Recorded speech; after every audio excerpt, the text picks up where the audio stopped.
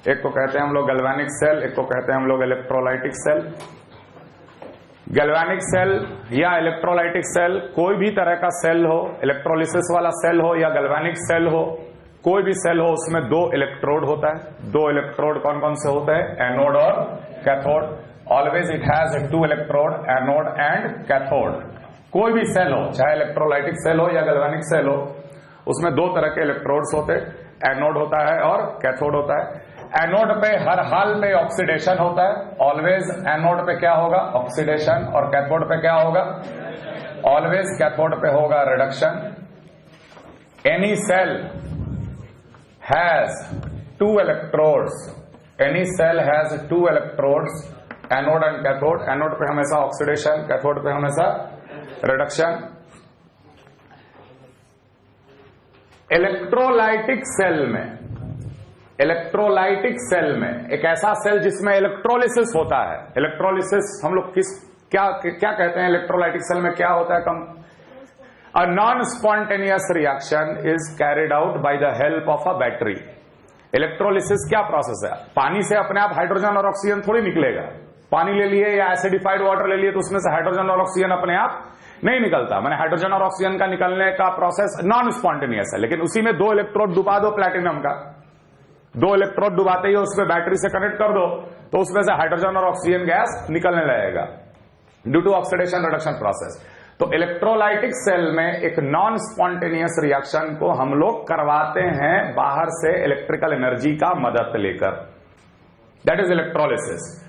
और galvanic cell क्या होता है? जिसमें एक स्पॉन्टेनियस रिएक्शन के मदद से हम लोग इलेक्ट्रिकल एनर्जी जनरेट करते हैं। यही दो अंतर। Electrolytic cell a non-spontaneous reaction is carried, a non-spontaneous reaction is carried by the help of battery, by the help of battery। जैसे मान लो कि एक सोल्यूशन है एसिडिफाइड वाटर, इसमें दो इलेक्ट्रोड लगा दिए, बैटरी कनेक्ट कर दिए, ये positive terminal of the battery, ये negative terminal of the battery. यहां से हाइड्रोजन और ऑक्सीजन गैस निकलने लगेगा। अगर ये H3O+ अगर हम लोग ले रखे हैं, एसिडिफाइड वाटर में दो इलेक्ट्रोड डाले, हाइड्रोजन और ऑक्सीजन गैस निकलने लगेगा। अगर ये बैटरी नहीं लगाओगे तो हाइड्रोजन और ऑक्सीजन गैस नहीं निकलेगा। A non spontaneous reaction is carried out by the help of external source of battery. Electrical energy gets converted into chemical energy. Electrical energy gets converted into chemical energy. एक line में हम लोग बोल सकते हैं कि इलेक्ट्रोलाइटिक सेल में electrical energy gets converted into chemical energy. Electrical energy के मदद से हम लोग केमिकल रिएक्शन कराते हैं। अब क्या रिएक्शन होगा ये तो बात की बात है। रिएक्शन लिखने का तरीका, रिएक्शन कैसे हम लोग लिखेंगे, उसका क्या पोटेंशियल होगा, ये सब हम लोग आगे पढ़ेंगे। लेकिन हाइड्रोजन और ऑक्सीजन गैस निकलने लगेगा। इलेक्ट्रोलाइटिक सेल में एनोड होता है पॉजिटिव और कैथोड होता है नेगेटिव। साइन कन्वेंशन बिल्कुल क्लियर होना चाहिए। Anode is always positive and cathode is always negative in a electrolytic cell. दूसरा तरह का सेल जो होता है वो हम लोग कहते हैं गैल्वेनिक सेल। गैल्वेनिक सेल में क्या होता है कि अ स्पॉन्टेनियस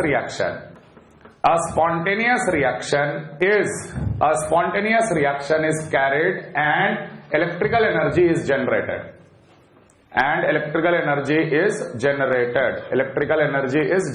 एक स्पॉन्टेनियस रिएक्शन के मदद से हम लोग इलेक्ट्रिकल एनर्जी जनरेट कर लेते हैं। जैसे मान लो एक स्पॉन्टेनियस रिएक्शन लैब में, अगर हम लोग कॉपर सल्फेट का ब्लू कलर का सोल्यूशन अगर ले लें और उसमें जिंक का रॉड अगर हम लोग डुबा दें, तो थोड़ा देर के बाद अपने आप तुम देखोगे कि जिंक के रॉड पे कॉपर जमा होने लगा। यह प्रोसेस स्पॉन्टेनियस है। जिंक के रॉड पे कॉपर का डिपोजिशन चालू हो गया। सोल्यूशन का कलर ब्लू से हल्का ब्लू होते होते धीरे धीरे कलरलेस भी हो जाएगा आफ्टर लॉन्ग टाइम। तो ये तो प्रोसेस स्पॉन्टेनियस है।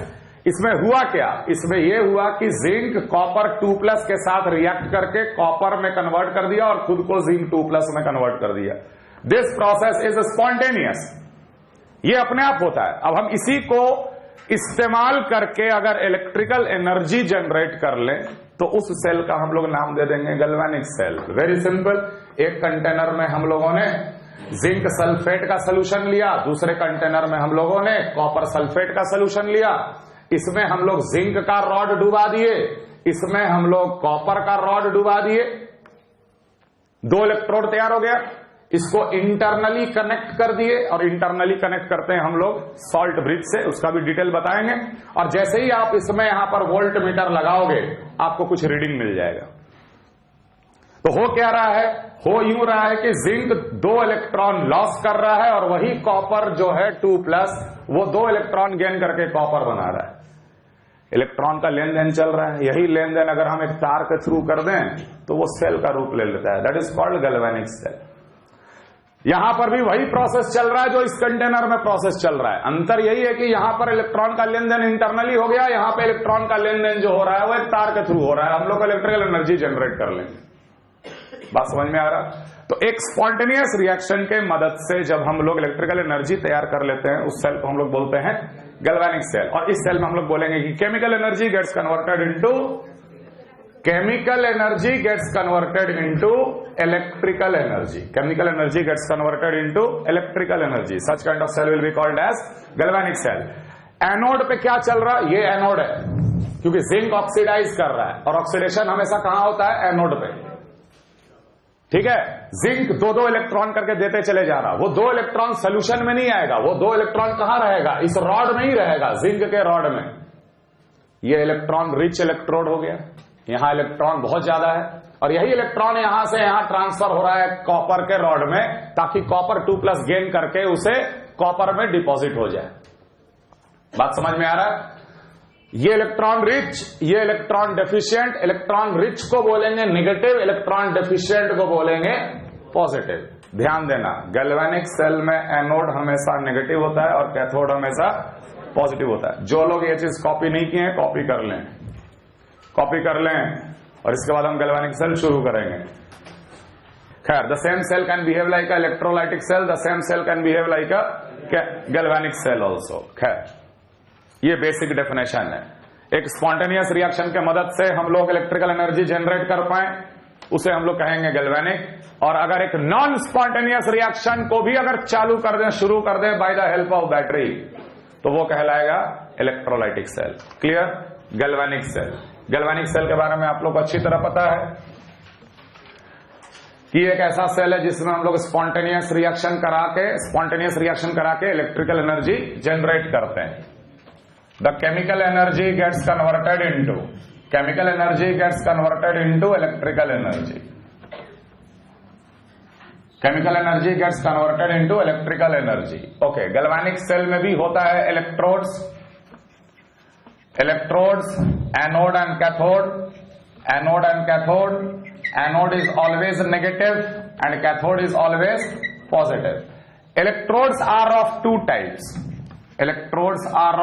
types. Attackable electrode and non-attackable electrode. Electrode भी 2 प्रकार का हम लोग इस्तेमाल कर सकते हैं, attackable electrode and non attackable electrode. नाम से ही क्लियर है, जो इलेक्ट्रोड रिएक्शन में पार्टिसिपेट कर गया उसको हम लोग बोलेंगे अटैकेबल इलेक्ट्रोड, लेकिन जो इलेक्ट्रोड रिएक्शन में पार्टिसिपेट नहीं करेगा उसे हम लोग कहेंगे नॉन अटैकेबल इलेक्ट्रोड या inert electrode.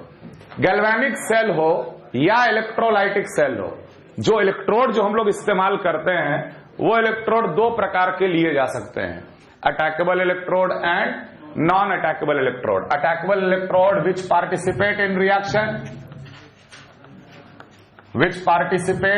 Reaction and non-attackable electrode which does not participate in reaction.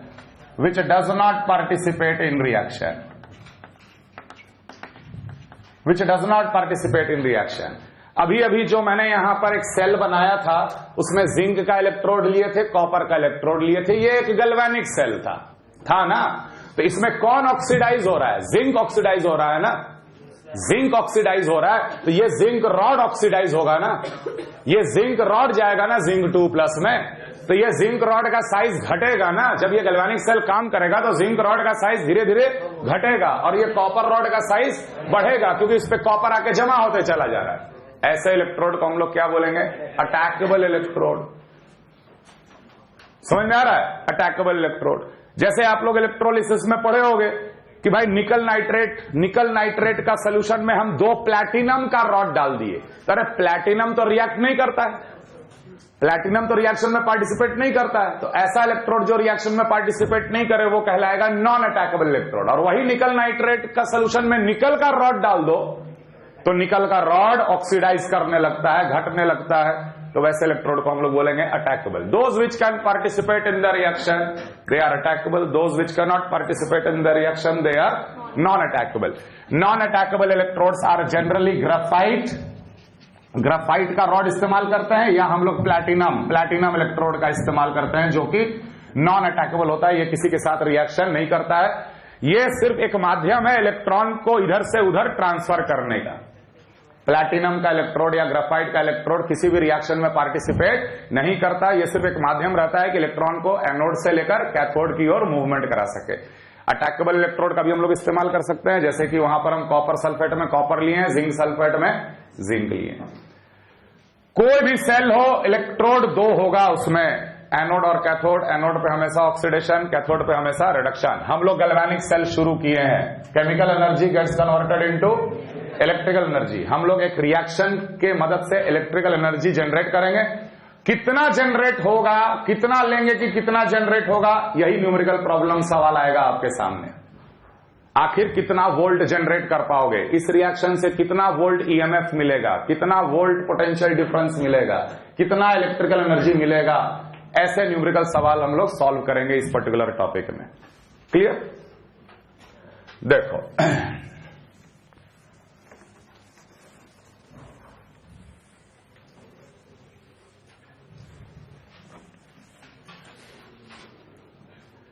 Electrode potential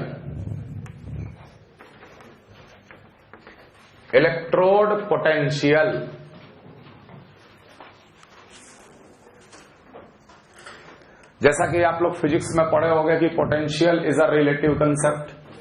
potential energy of a system is defined, potential of a particular thing is not defined, it is a relative concept, है कि नहीं? Same चीज यहां पर भी। 2 electrode है, 2 electrode के बीच में आपने क्या लगा दिया? Volt meter. और वोल्ट मीटर क्या दिखा दिया? रीडिंग। तो वो रीडिंग क्या दे रहा है? Potential difference. वो रीडिंग क्या दे रहा है? Potential difference. तो जरूर दोनों इलेक्ट्रोड का अपना अपना पोटेंशियल का वैल्यू होगा और उसी का डिफरेंस हम लोग को वो एक वोल्ट मीटर शो कर रहा है। तो एक रिएक्शन होने से या एक ऐसा कॉम्बिनेशन ले लिए हम कि ये इलेक्ट्रोड के पास भी अपना पोटेंशियल बन गया, ये इलेक्ट्रोड के पास भी अपना पोटेंशियल बन गया, उन दोनों का डिफरेंस पोटेंशियल डिफरेंस कहला गया। Now what is electrode potential? Note करो, the tendency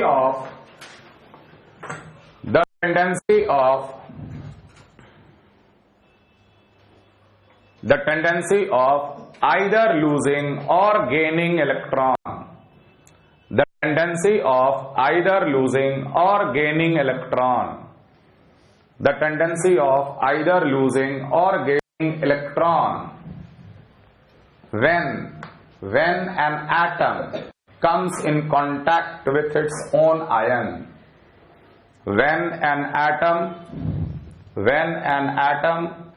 comes in contact with its own ion, when an atom comes in contact with its own ion, जब एक एटम अपने के कांटेक्ट में आता है, जैसे एक न्यूट्रल एटम है और ये इसका आयन है प्लस वाला, अगर ये दोनों कांटेक्ट में अगर आता है तो एक टेंडेंसी डेवलप कर जाता है आइदर टू लूज इलेक्ट्रॉन और टू गेन इलेक्ट्रॉन। हो सकता है कि ये एटम न्यूट्रल है, ये इलेक्ट्रॉन लॉस करके कटायन में चले जाए, या ये आयन जो कटायन है वो इलेक्ट्रॉन गेन करके न्यूट्रल एटम बन जाए। ये एक टेंडेंसी डेवलप कर जाता है और ये टेंडेंसी डेवलप करता है because of charge separation.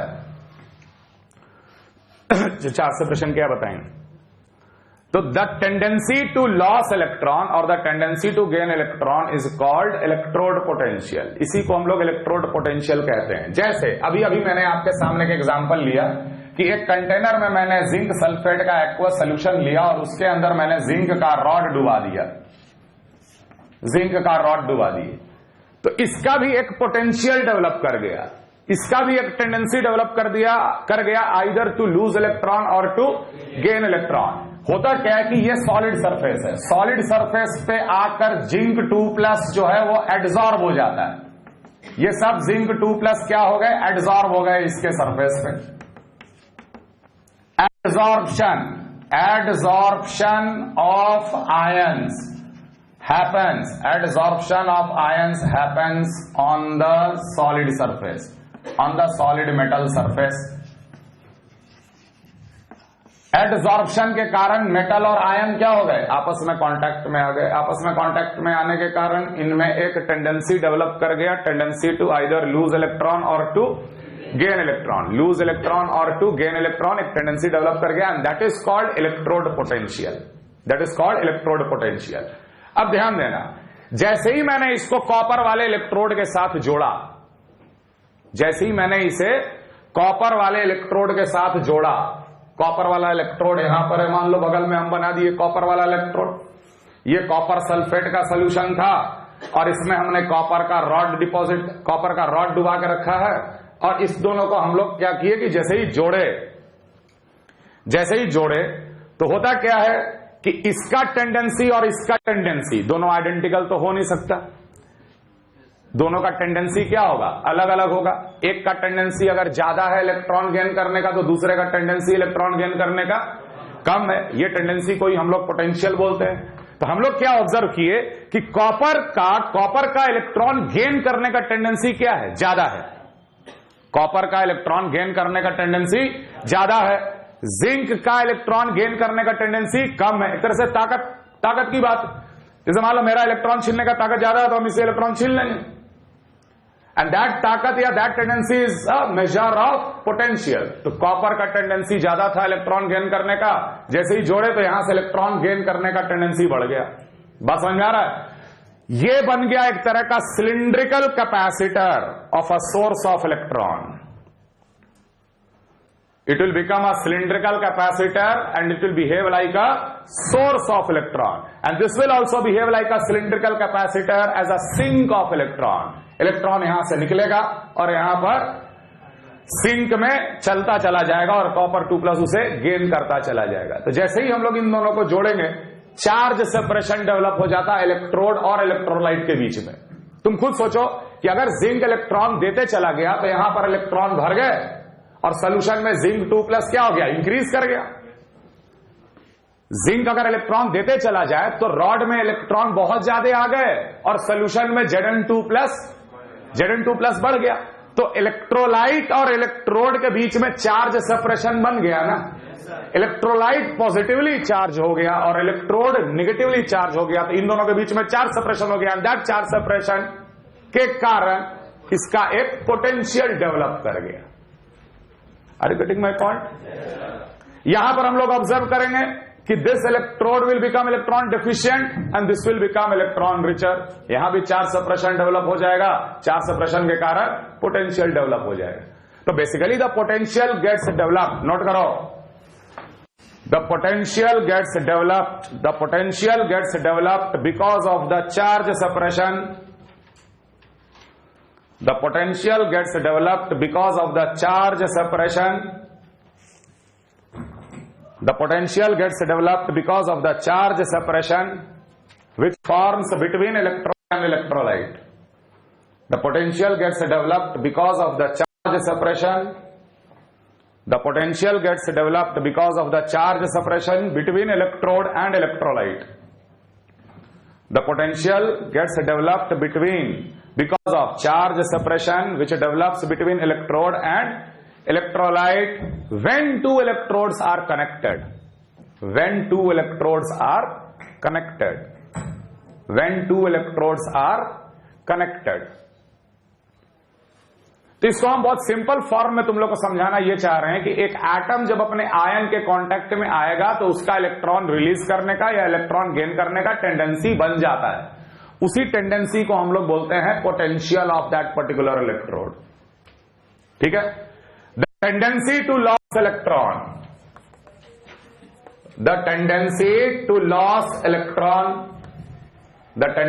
Loss electron is called oxidation potential. The tendency to loss electron is called oxidation potential. The tendency to gain electron is called reduction potential. The tendency to lose electron is called oxidation potential and the tendency to gain electron is called reduction potential. Remember, ये tendency का magnitude same होता है. एक tendency develop किया, अब वो tendency को तुम लॉस ऑफ इलेक्ट्रॉन के मामले में समझो या गेन ऑफ इलेक्ट्रॉन के मामले में समझो, वो टेंडेंसी का वैल्यू तो कांस्टेंट होगा. तो इन दोनों का magnitude, the magnitude of the tendency is same. The magnitude of the tendency is same. Only they differ in sign. Only they differ in sign. जैसे मान लो for a example, for a particular electrode, let its reduction potential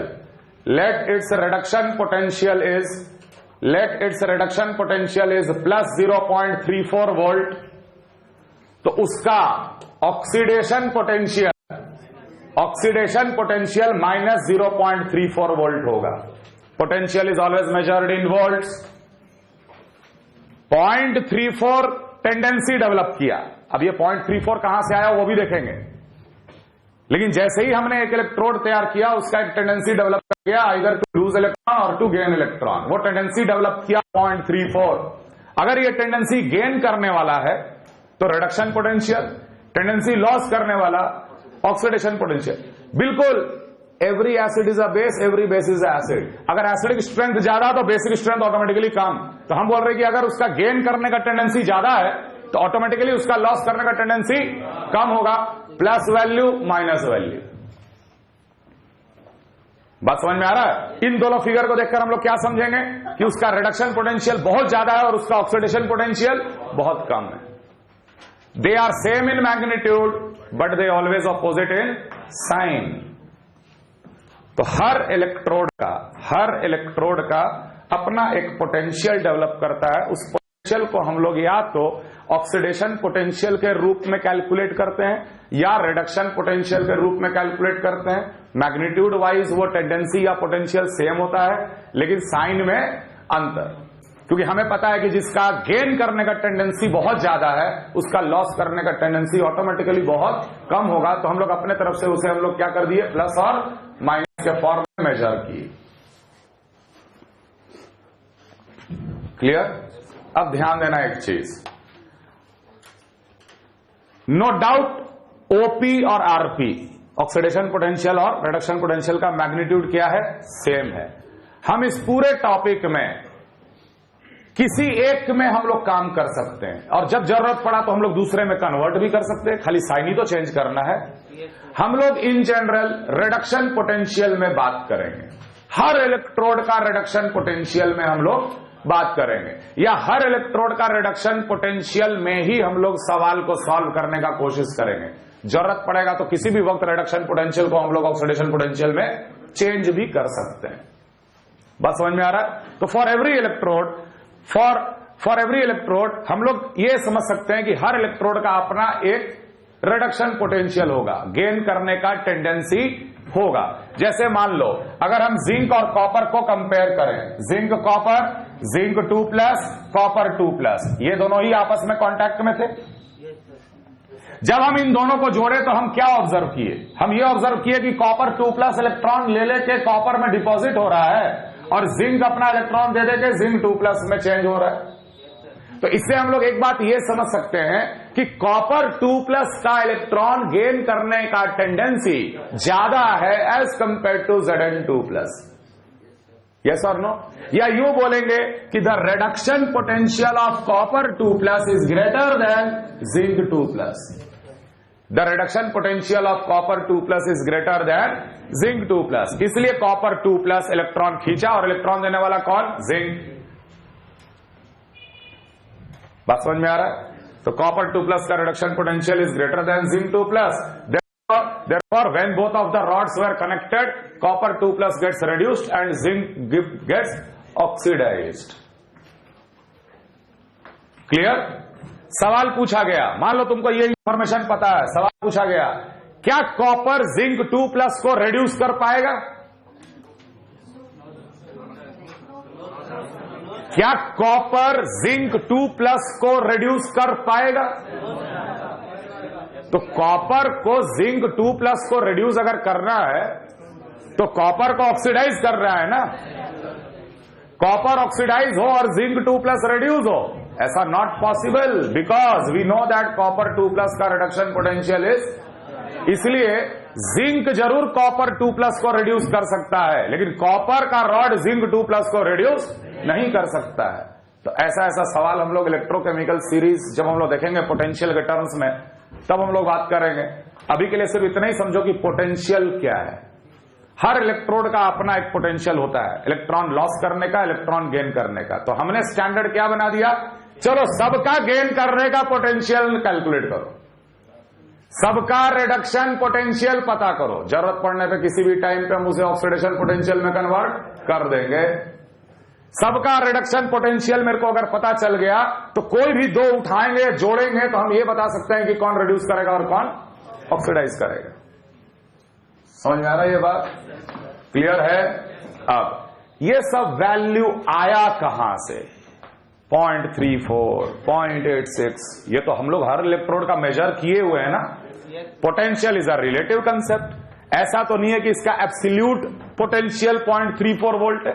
ये भी major हुआ होगा तो किसी के रेस्पेक्ट में मेजर हुआ होगा, और वो किसके रेस्पेक्ट में मेजर होता है अभी बताएंगे। सबसे पहले लिखिए स्टैंडर्ड इलेक्ट्रोड। स्टैंडर्ड इलेक्ट्रोड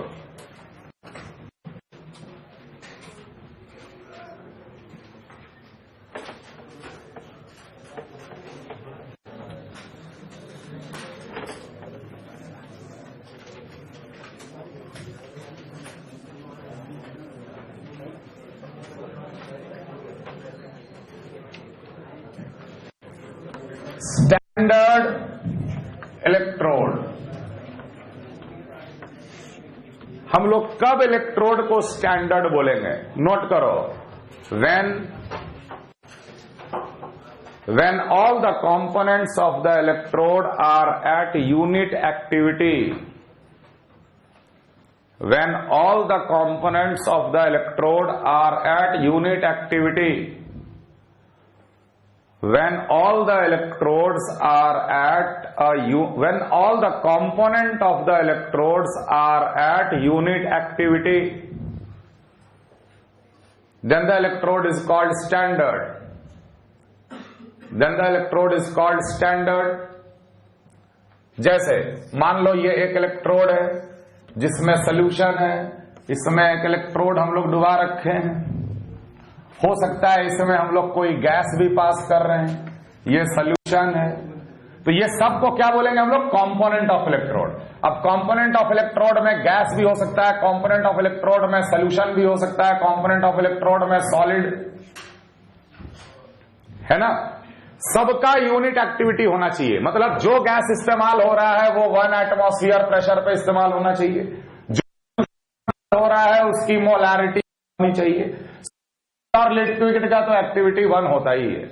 कहने का मतलब अगर इलेक्ट्रोड में जितने भी प्रकार के सोल्यूशन हैं, जितने भी प्रकार के आयंस हैं, अगर उनकी मोलारिटी हो जाए 1 और जितना भी गैस है सबका पार्शियल प्रेशर हो जाए 1 एटमॉस्फेयर, तो उस केस में हम लोग इस इलेक्ट्रोड को बोलेंगे स्टैंडर्ड इलेक्ट्रोड। उस केस में हम लोग बोलेंगे इसे स्टैंडर्ड इलेक्ट्रोड। और जब स्टैंडर्ड इलेक्ट्रोड का जब पोटेंशियल मेजर किया जाता है तो उसको हम लोग रिप्रेजेंट करते हैं E0 से। ई पे नॉट लगा देते। What is E? Potential. Naught लगा दिए, standard potential. Let E0 is standard reduction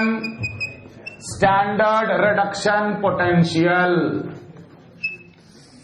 late E0 is standard reduction potential. अगर हम इस इलेक्ट्रोड का, जो कि स्टैंडर्ड इलेक्ट्रोड है, इसका रिडक्शन पोटेंशियल अगर मेजर कर पाए तो हम उसको रिप्रेजेंट करेंगे E0 से। E0 is standard reduction potential. And if any of the component is not at unit activity, then it is not standard। तब उसे हम लोग स्टैंडर्ड नहीं बोलेंगे। और उस केस में जब हम लोग पोटेंशियल मेजर करते हैं उसको सिंपली रिप्रेजेंट करते हैं ई से, नॉट नहीं लगाते। और इसे हम लोग पढ़ेंगे रिडक्शन पोटेंशियल। देखो, किसी भी इलेक्ट्रोड का पोटेंशियल उसके कंपोनेंट के कंसंट्रेशन, पार्शियल प्रेशर सब पे डिपेंड करता है। हम लोग इक्वेशन लिखेंगे अभी। अगर उसका पार्शियल प्रेशर या कंसंट्रेशन चेंज होगा तो उसका पोटेंशियल भी चेंज होगा।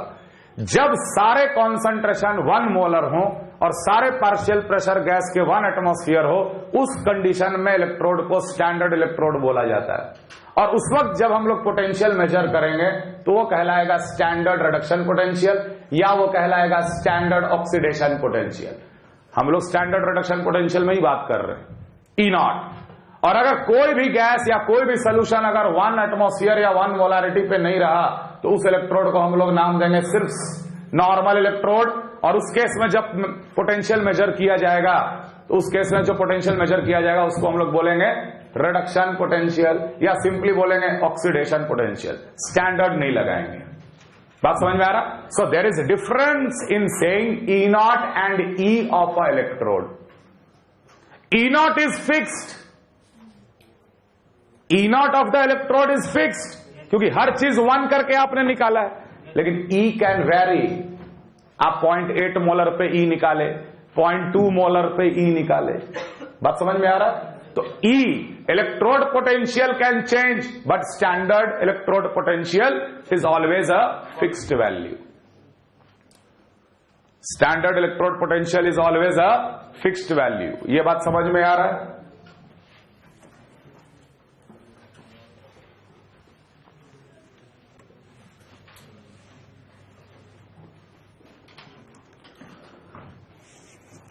ये टॉपिक में न्यूमेरिकल प्रॉब्लम तब सॉल्व होगा जब बिल्कुल बेसिक से क्लियर होते चले जाए चीजें और थोड़ा सा तुम फील करने का भी कोशिश करो।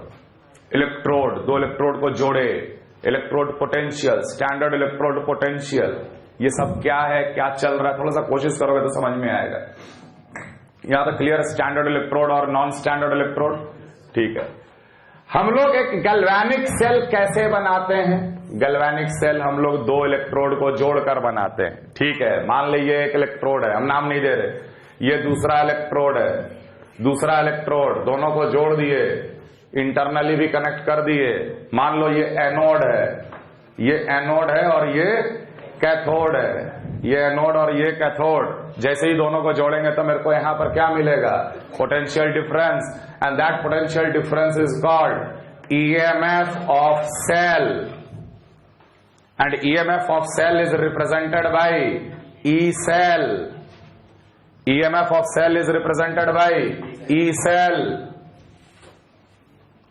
पोटेंशियल डिफरेंस,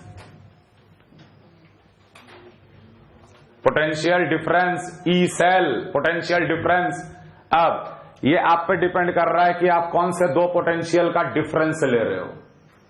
या तो रिडक्शन पोटेंशियल का ही डिफरेंस ले लो या तो ऑक्सीडेशन पोटेंशियल का ही डिफरेंस ले लो। दोनों से ही ई सेल का वैल्यू सेम आएगा क्योंकि मैग्नीट्यूड वाइज तो दोनों सेम ही है।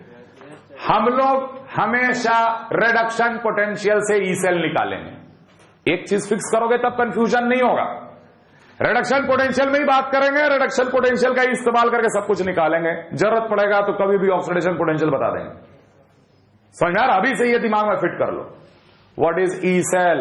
Always remember it will be E of the cathode minus E of the anode. Cathode पे रिडक्शन होता है, एनोड पे ऑक्सीडेशन होता है। ऐसा फॉर्मूला क्यों आया? क्योंकि हम ये दोनों रिडक्शन पोटेंशियल लिखे हैं। एंड ऑब्वियस सी बात है कि कैथोड पे अगर रिडक्शन चल रहा है तो यहां पे रिडक्शन पोटेंशियल ज्यादा होगा, यहां पे रिडक्शन पोटेंशियल कम होगा। दोनों का सबट्रैक्शन एक पॉजिटिव क्वांटिटी आएगा। That will give you the electromotive force, EMF of the cell. E cell is E of the cathode minus E of the anode. E value क्या है? Reduction potential. Reduction potential. If both electrodes are standard, अगर दोनों anode और cathode अगर standard हो तो cell को भी स्टैंडर्ड बोलते हैं और उस केस में हम लोग बोलते हैं E naught cell. That will be called as standard EMF of the cell. Standard EMF of cell is E naught cell, which is E naught of cathode minus E naught of anode always. कभी कभी इसे left electrode और right electrode भी बोला जाता है. Left electrode is always anode, right electrode is always cathode. तो E of right minus E of left.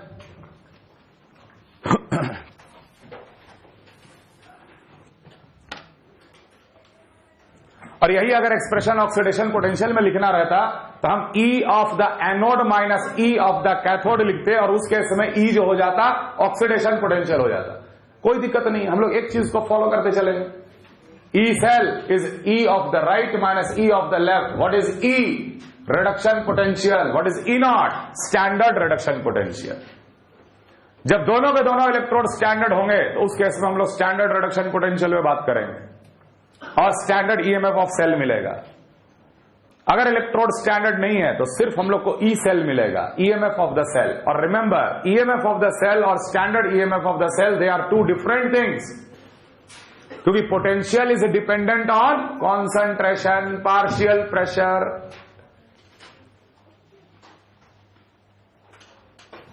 Clear है? क्लियर? अब जब ये सेल ऑपरेट हुआ तो हमें पता चला कि एनोड से cathode n mole of electron pass किया. हमेशा इलेक्ट्रॉन किधर से किधर जाएगा? एनोड से कैथोड. क्योंकि एनोड पे होता है ऑक्सीडेशन, एनोड पे होता है लॉस ऑफ इलेक्ट्रॉन. इलेक्ट्रॉन निकलता है और यही इलेक्ट्रॉन पहुंचता है कैथोड में गेन होने के लिए, रिडक्शन के लिए. When the cell operates, let n mole of electron pass through anode to cathode. तो हम लोग बोलेंगे ना कि ये n mole of electron is passing through a potential difference of n mole of electron. N mole of electron is passing through a potential difference. Through a potential difference of कितना volt? E cell volt. Potential difference ही तो है ये standard EMF या EMF. तो let n mole has passed from anode to cathode under a potential difference of E volt. तो बता electrical work done कितना? तो इलेक्ट्रिकल वर्क डन आप लोग पढ़े होंगे Q इंटू वी. जब Q चार्ज कूलम में पास करता है V पोटेंशियल डिफरेंस से तो work done, electrical work done is Q into V. ठीक है. Q total charge in coulomb, n mole of electron था. तो ध्यान रखना, एक मोल इलेक्ट्रॉन का चार्ज कितना होगा? 6.022 into 10 to the power 23 multiplied by 1.602 into 10 raise to minus 19 coulomb.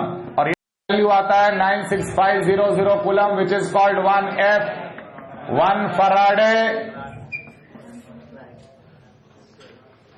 एक मोल इलेक्ट्रॉन का चार्ज इज 1 फराडे, 96500 कूलम. अगर n मोल इलेक्ट्रॉन अगर पास किया तो टोटल कितना कूलम चार्ज पास किया है? n into F. And what was the potential difference? Potential difference was E cell. ये तो समझ में आ रहा? And what is electrical work done? Electrical work done is a non-mechanical work done. And what is non-mechanical work done? The decrease in the free energy of the cell. The decrease in the free energy of the cell. The decrease in the free energy of the cell is the electrical work done. तो यहीं से आया delta G cell will be equal to minus of NF E cell. या अगर स्टैंडर्ड होता, cell अगर स्टैंडर्ड होता तो delta G naught cell is minus n F E naught cell.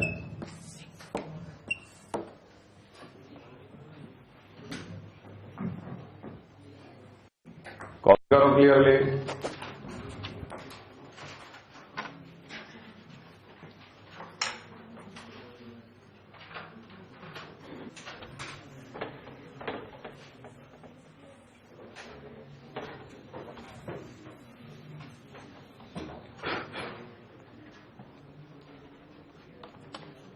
N is the number of moles of electron which has flown from anode to cathode. Clear? Okay. Standard hydrogen electrode. Standard hydrogen electrode है ना, इसका construction बहुत simple है। हम लोग लेते हैं H plus aqueous, मतलब पानी में एसिड मिला दिए, H3O प्लस या H plus aqueous, acidified water. Acidified water में हम लोग एक ले लेते हैं प्लैटिनम का इलेक्ट्रोड। एसिडिफाइड वाटर में हम लोग ले लेते हैं प्लैटिनम का इलेक्ट्रोड और इसके अंदर बाहर से पाइप के थ्रू हाइड्रोजन गैस हम लोग पास करते हैं। प्लैटिनम का इलेक्ट्रोड एक तरह से सरफेस की तरह बिहेव करता है, जहां पे H प्लस और हाइड्रोजन ये दोनों एड्सॉर्ब होकर आपस में कांटेक्ट में आते। कांटेक्ट में आने के कारण पोटेंशियल डेवलप करता और ये बिहेव करता है। इसी को कहते हैं हम लोग हाइड्रोजन इलेक्ट्रोड। इसी को कहते हैं हम लोग हाइड्रोजन इलेक्ट्रोड। ठीक है ना। अगर H प्लस एक्वस 1 मोलर है और H2 गैस जो पास कर रहे हैं ये 1 एटमॉस्फेयर पे पास किए, तो इसे हम लोग बोलेंगे standard hydrogen electrode. And remember E naught of SHE is always taken to be, इसी को रेफरेंस बनाए हम लोग जानते हैं कि potential is a relative concept. कहीं तो एक जगह पोटेंशियल को जीरो मानना पड़ेगा। फिजिक्स में कहां मानते हो जीरो? इन्फिनाइट पे। हम लोग इलेक्ट्रोकेमिस्ट्री में इसका पोटेंशियल को जीरो मान लिए, हालांकि होता नहीं है, लेकिन इसको हम लोग मान लिए datum, reference. Standard hydrogen electrode का स्टैंडर्ड रिडक्शन पोटेंशियल हमेशा जीरो माना जाता है। समझ में आ रहा? अगर इन दोनों में से किसी एक का भी कॉन्सेंट्रेशन या पार्शियल प्रेशर चेंज कर दोगे तो वो स्टैंडर्ड नहीं रहेगा, वो सिंपली क्या कहलाएगा? Hydrogen electrode. Hydrogen electrode standard नहीं है, उसके से बोलेंगे E of hydrogen electrode is not equal to zero. अगर वो हाइड्रोजन इलेक्ट्रोड स्टैंडर्ड नहीं है तो उसका ई रिडक्शन पोटेंशियल को जीरो नहीं मानना है, लेकिन standard reduction potential SRP, standard reduction potential of standard hydrogen electrode is always taken to be zero.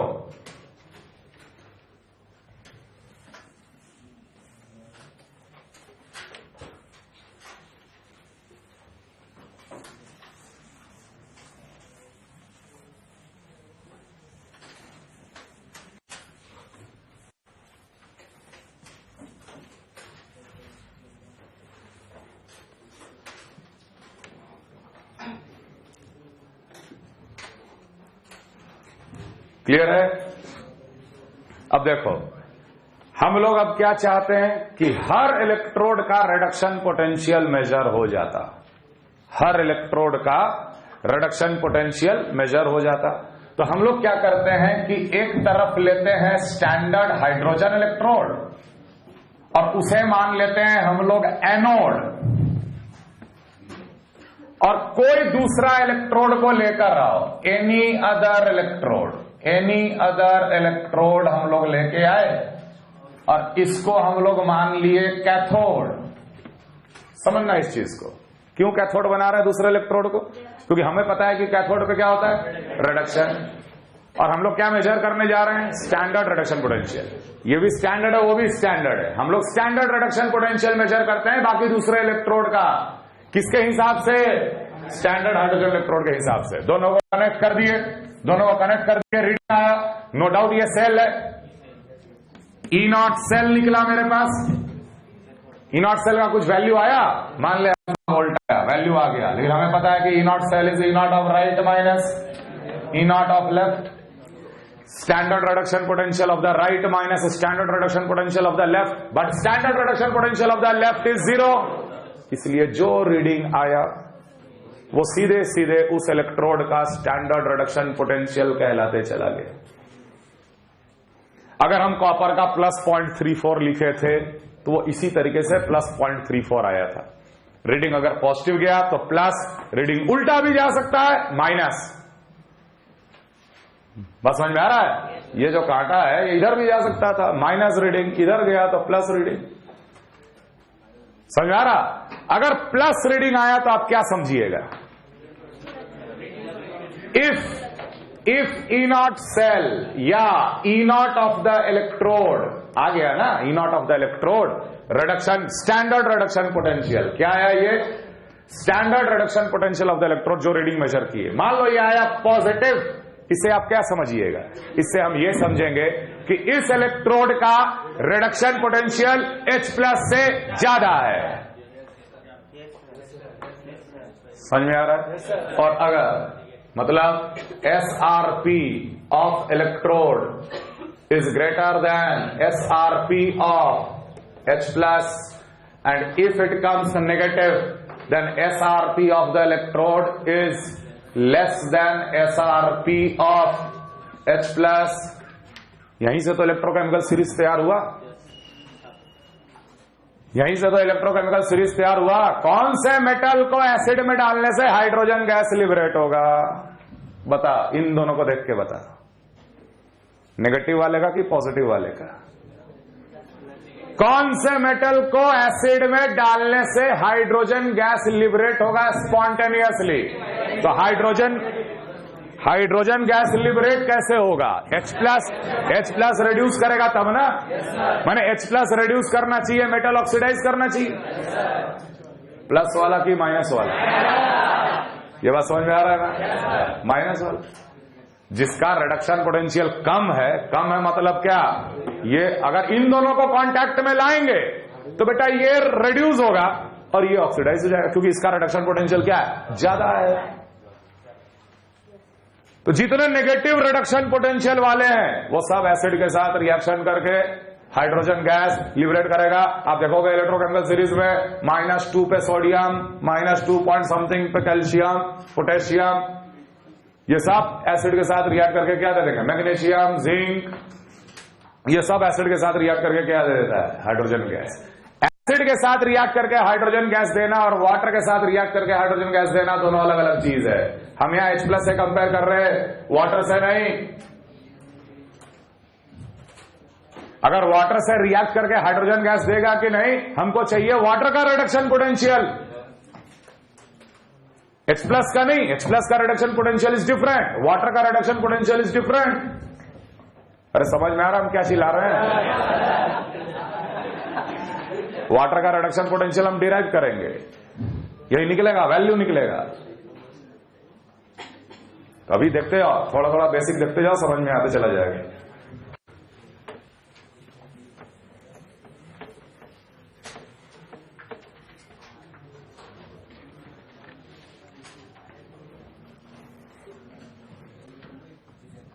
Standard reduction potential order, और इसी को हम लोग कहते हैं इलेक्ट्रोकेमिकल सीरीज।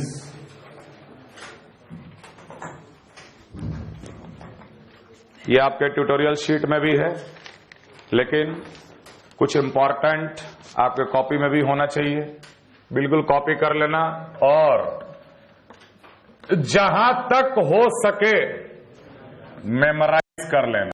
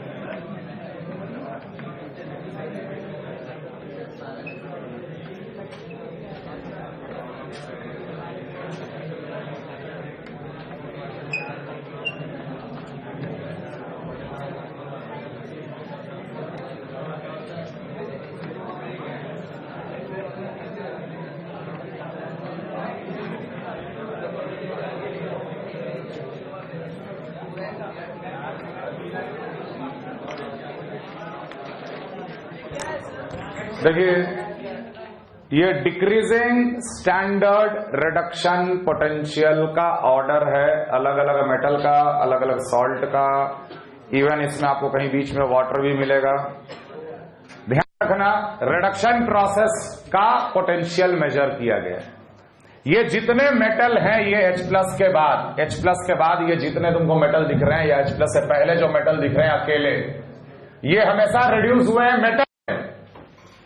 देखो, कॉपर 2+, जब कॉपर प्लस बने वहां भी पोटेंशियल हम लोग मेजर कर सकते हैं, वो भी तो रिडक्शन ही हुआ। लेकिन ये जितने भी मेटल यहां पे दिए हुए हैं वो सारे के सारे आयन, जितने भी दे रखे हैं मेटल आयन, वो सारे के सारे जब मेटल में जब रिड्यूस करते हैं तब का ये पोटेंशियल का ऑर्डर है। जहां बीच में रिड्यूस करते हैं वहां क्लियरली लिख दिए 2+ से Hg+, Cr+6 से Cr+3, और कहीं हम ज्यादा नहीं लिखे होंगे। ये वाटर का रिडक्शन है, वाटर से हाइड्रोजन का बनना, यहां लिखे ऑक्सीजन से वाटर का बनना। ये सब पॉइंट इंपॉर्टेंट है। देखो, पूरा बहुत ज्यादा मेमोराइज करने की आवश्यकता नहीं है, क्योंकि हर सवाल में आपको वैल्यूज मिल जाएगा रिडक्शन पोटेंशियल का। लेकिन जो कॉमन है ना, वो जरूर आपको ध्यान रखना चाहिए। कॉमन में आता है कॉपर, जिंक, निकल, है ना, कॉपर, जिंक, निकल। थोड़ा गोल्ड के बारे में भी ध्यान रखना, Au+3 कहां पर है, तो कॉपर, जिंक, निकल, गोल्ड, ये सब कॉमन है, उसका आपको ध्यान रखना है। वाटर कहां है, ध्यान रखना है। H+ के बाद कौन कौन है और H+ के पहले कौन है, ये ध्यान रखना है।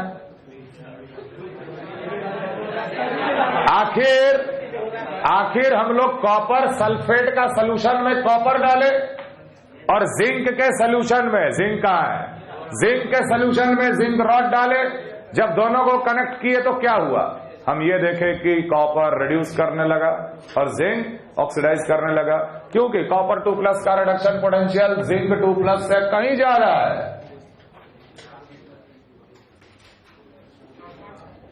समझ में आ रहा है। और वाटर के साथ रिएक्ट करके कौन कौन से मेटल हाइड्रोजन गैस देंगे, इससे ऊपर वाला, इससे नीचे वाला। अगर ये रिडक्शन पोटेंशियल का ऑर्डर है, अगर ये रिडक्शन पोटेंशियल का ऑर्डर है, समझ में आ रहा है।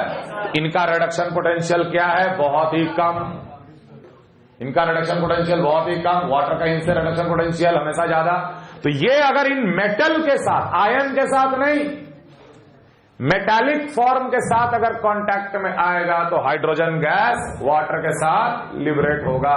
लेकिन इससे ऊपर वाले जो मेटल हैं वो वाटर के साथ हाइड्रोजन गैस नहीं देंगे। समझ में आ रहा है। चलो एक सवाल लिखो तो जरा, can a silver nitrate solution be stored. अच्छा,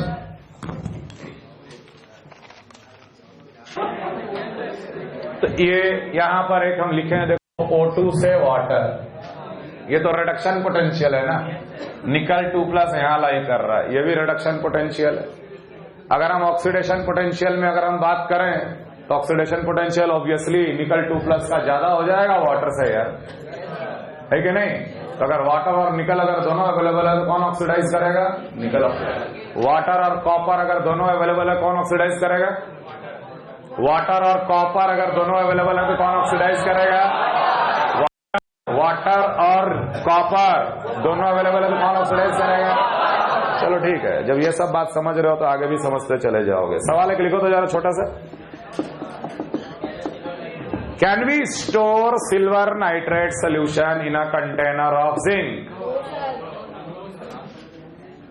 can we store silver nitrate AgNO3 solution in a vessel of zinc? क्या जिंक के वेसल में सिल्वर नाइट्रेट को हम लोग स्टोर कर सकते हैं? क्यों सर, बोलो क्यों नहीं, बताओ। तो हम लोग देख रहे हैं कि सिल्वर प्लस कहां पर लाई कर रहा है? Ag+ और यहां पर है जिंक 2+। Ag+ का रिडक्शन पोटेंशियल जिंक 2+ से ज्यादा है, तो AgNO3 जिंक के कांटेक्ट में आते ही Ag रिड्यूस होने लगेगा और जिंक ऑक्सीडाइज होने लगेगा, इसलिए हम लोग स्टोर नहीं कर सकते। Which is a better oxidizing agent? Zinc और कॉपर?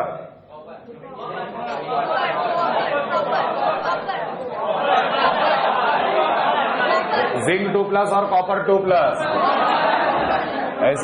ऐसी सवाल फ्रेम होता है इसमें इलेक्ट्रोकेमिकल सीरीज में, कौन किसके साथ रिएक्ट करेगा, रिड्यूस करेगा, ऐसा हम लोग सवाल करेंगे। इलेक्ट्रोकेमिकल सीरीज का मतलब तो समझ में आ गया। स्टैंडर्ड रिडक्शन पोटेंशियल मेजर किया गया हाइड्रोजन इलेक्ट्रोड के रेस्पेक्ट में, और उस स्टैंडर्ड रिडक्शन पोटेंशियल को हम लोग डिक्रीजिंग ऑर्डर में अरेंज कर दिए। That becomes electrochemical series, and by the help of electrochemical series we can answer many types of questions करेंगे बाद में वैल्यू के साथ। ये लिए नोट कर लिए आप।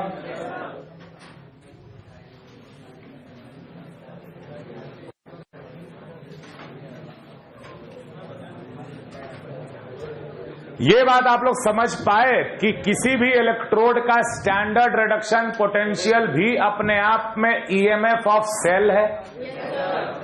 सेल बना के ही तो एक को 0 कर दिए थे तो रिडक्शन पोटेंशियल आ गया था। समझ में आ रहा है?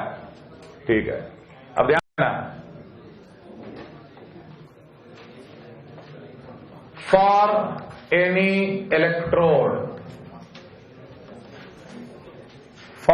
Electrode delta G of the electrode will be equal to delta G naught of the electrode plus RT ln Q of the electrode। Thermodynamics में पढ़े हो, सेकंड लॉ ऑफ थर्मोडायनामिक्स में डेल्टा G और डेल्टा G naught को relate किया गया होगा। Delta G is always equal to delta G naught plus RT ln Q। Q is the reaction quotient, है कि नहीं? Delta G of the electrode is minus of NFE of the electrode. Delta G naught of the electrode minus of NFE naught of the electrode plus RT ln Q of the electrode। Q is the reaction quotient। ध्यान देना, यहां पर E और E क्या है? Standard electrode potential। This is electrode potential। Standard reduction potential, this is reduction potential. और reduction potential भी अपने आप में, स्टैंडर्ड रिडक्शन पोटेंशियल भी अपने आप में ईएमएफ ऑफ द सेल ही होता है, इसलिए हम लोग डेल्टा जी में भी लगा दिए। आखिर स्टैंडर्ड रिडक्शन पोटेंशियल जो मेजर किए थे वो तो ईएमएफ ऑफ सेल था ना, और थोड़ा देर पहले डिराइव किए थे ना delta G is minus of nFE, वो लगा दिए हम लोग इलेक्ट्रोड पे।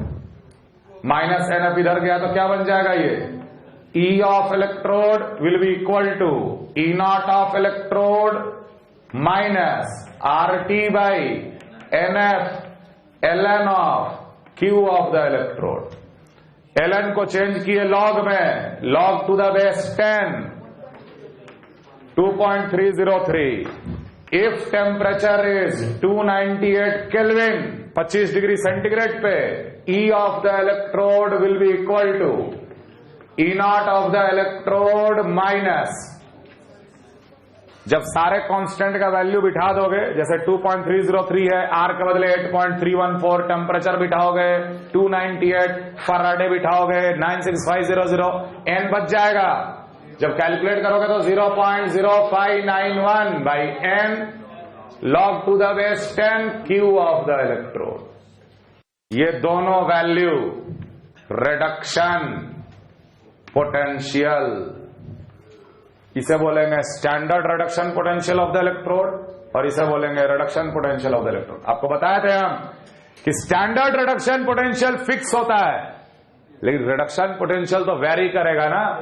यहां क्यू में आएगा कंसंट्रेशन, क्यू में आएगा पार्शियल प्रेशर, जैसा जैसा वैल्यू बिठाते जाओगे वैसा वैसा आते जाएगा वैल्यू। जब इलेक्ट्रोड स्टैंडर्ड होता है तो उसका हर गैस 1 एटमॉस्फेयर, हर कंसंट्रेशन 1 मोलर, तो क्यू क्या हो जाएगा 1 हो जाएगा, 1 हो जाएगा तो 0 हो गया। उस केस में E = E0। ठीक है, अब क्यू क्या हम तुमको थोड़ा विस्तार में बताएंगे। रिडक्शन पोटेंशियल, ये बात समझ में आ रहा है। किसी भी इलेक्ट्रोड को रिप्रेजेंट करने का तरीका होता है, किसी भी इलेक्ट्रोड को लिखने का, रिप्रेजेंट करने का तरीका होता है। रिप्रेजेंटेशन ऑफ इलेक्ट्रोड,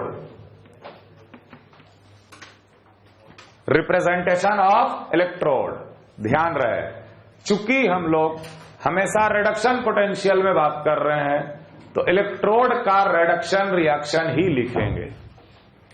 हम लोग रिडक्शन पोटेंशियल में बात कर रहे हैं ना, तो कौन से प्रोसेस का रिडक्शन पोटेंशियल, रिडक्शन रिएक्शन होगा उसका पोटेंशियल। जब कॉपर 2+ 2 इलेक्ट्रॉन गेन करेगा, कॉपर बनेगा, तब तो रिडक्शन पोटेंशियल। बात समझ में आ रहा है? ध्यान रखना, रिप्रेजेंट करने का तरीका इलेक्ट्रोड / इलेक्ट्रोलाइट, यहां तो लिख लो कैथोड, एनोड या कैथोड, प्लैटिनम या जिसका भी बना हुआ है, अगर है तो वो लिखेंगे यहां पर, नहीं है तो उसको छोड़ देंगे। Electrolyte / electrode. देखो, इलेक्ट्रोलाइट में होगा आयन और ये होगा मेटल। तो जब हम लेफ्ट से राइट पढ़ेंगे तो मेरे को ऐसा लगेगा कि आयन रिड्यूस होकर किस में बन रहा है, मेटल में। आयन रिड्यूस होकर किस में बन रहा है, मेटल में। तो रिडक्शन प्रोसेस दिख रहा है। इलेक्ट्रोड को हम लोग इस तरीके से रिप्रेजेंट करते हैं ताकि लेफ्ट से राइट पढ़ने पे मेरे को रिएक्शन क्लियर हो जाए, लेफ्ट से राइट पढ़ने पे हमको रिएक्शन क्लियर हो जाए। दूसरी बात, अलग अलग फेज को हम लोग स्ट्रेट लाइन से सेपरेट कर देते हैं। जैसे ये सोल्यूशन फेज है, ये सॉलिड फेज है, उसको स्ट्रेट लाइन से हम लोग सेपरेट कर देते हैं। लेफ्ट से राइट पढ़ने पे मेरे को रिएक्शन क्लियर हो जाना चाहिए, कौन सा रिएक्शन चल रहा है और वो कौन सा वैल्यू दिया हुआ है। फॉर एग्जाम्पल, जैसे मान लो हम तुम्हारे सामने लिखे E0 of Cu2+ / Cu, E0 of Cu2+ / Cu, मैंने Cu2+ इलेक्ट्रोलाइट में है, / कॉपर का इलेक्ट्रोड बनाए, वहां पे प्लैटिनम और ग्रेफाइट का इस्तेमाल हम लोग नहीं किए। तो E0 ऑफ Cu2+ / Cu कुछ वैल्यू दे रखा है, मान लो कौन सा वैल्यू दिया हुआ है, रिडक्शन पोटेंशियल की ऑक्सीडेशन पोटेंशियल। लेफ्ट से राइट पढ़ेंगे, कॉपर 2+ से कॉपर माने रिडक्शन, जो दे रखा है ये दे रखा है SRP, स्टैंडर्ड रिडक्शन पोटेंशियल। लेकिन वही अगर हम लिख दे E0 ऑफ Cu / Cu2+, ये हो जाएगा SOP, standard oxidation potential. Electrode को हम लोग इस तरीके से रिप्रेजेंट करते हैं जनरली, पहले इलेक्ट्रोलाइट फॉलोड बाय इलेक्ट्रोड, क्योंकि हम लोग हमेशा स्टैंडर्ड रिडक्शन पोटेंशियल में ही बात कर रहे हैं। बहुत सारे इलेक्ट्रोड आएगा, ये रिप्रेजेंटेशन हम बाद में भी सिखाएंगे, अभी हम सिर्फ इतने ही लिख रहे। E0 ऑफ Zn2+ / Zn, ये क्या रिप्रेजेंट करेगा, standard reduction potential of zinc electrode. ये भी स्टैंडर्ड रिडक्शन पोटेंशियल है, ये भी स्टैंडर्ड रिडक्शन पोटेंशियल। तो सवाल में क्लियरली देखना कि कॉपर 2+ से कॉपर दिया है कि कॉपर से कॉपर 2+ दिया है, आरपी है कि ओपी है। अगर ओपी है तो उसका साइन चेंज करके आरपी बना लेना, उसके बाद हम लोग E0 of right - E0 of left लगा देंगे। समझ में आ रहा है ना बात? क्लियर है? क्लियर है? ओके। ये जो हम लोग इक्वेशन निकाले इसे हम लोग कहते हैं norms equation on electrode. Electrode पे नर्म्स इक्वेशन लिखना। ये दोनों पोटेंशियल कैसा पोटेंशियल है, रिडक्शन। जैसे मान लो मुझे लिखना है कॉपर इलेक्ट्रोड का,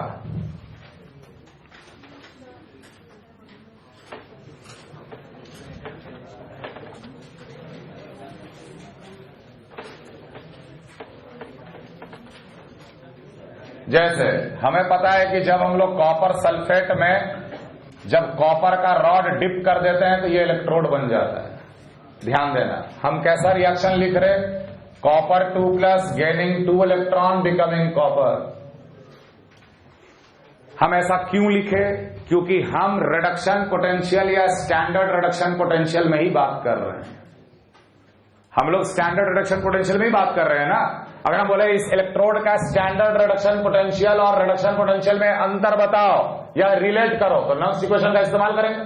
तो चूंकि हम रिडक्शन पोटेंशियल में बात कर रहे हैं इसलिए मैंने इसका रिडक्शन रिएक्शन लिखा। जरूरत पड़ने पे कभी भी इसको आप उल्टा करके ऑक्सीडेशन पोटेंशियल बना सकते हो। लेफ्ट तरफ इलेक्ट्रॉन गेन हो रहा है मतलब कि ये रिडक्शन प्रोसेस है। यही हमारा एक रिएक्शन होगा इस इलेक्ट्रोड का। कैसा रिएक्शन? Reduction reaction. देख इसके ऊपर हम नॉन सीक्वेंशियल लिख रहे, E of Cu2+/Cu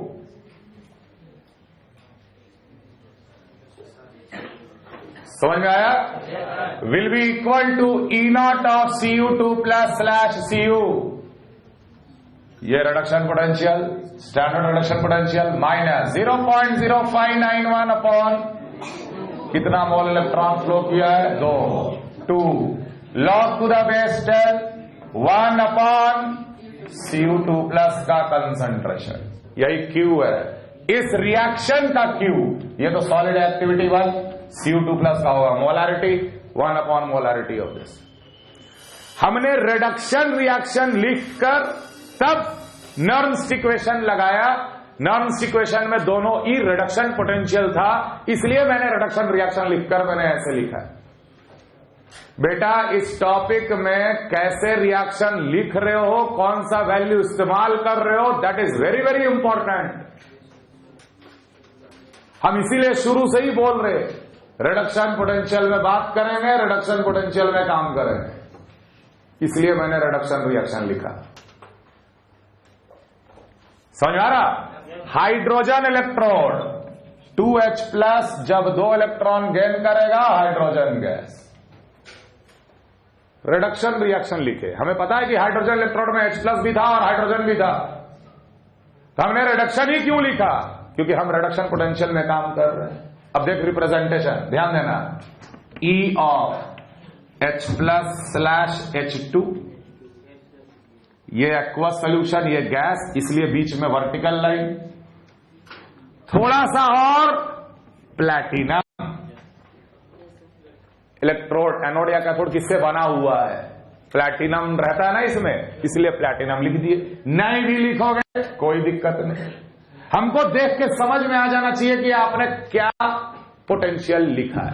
लेफ्ट से राइट हम पढ़ेंगे और मेरे को क्लियर हो जाना चाहिए। समझ में आ रहा? इलेक्ट्रोकेमिकल सीरीज में देखे तुम कैसे हम लिखे थे O2/H2O, वो रिडक्शन था, ऑक्सीजन का रिडक्शन, पलट देंगे वाटर का ऑक्सीडेशन। फिर नीचे लिखे थे H2O/हाइड्रोजन, वो वाटर का रिडक्शन था। क्लियर है चीज?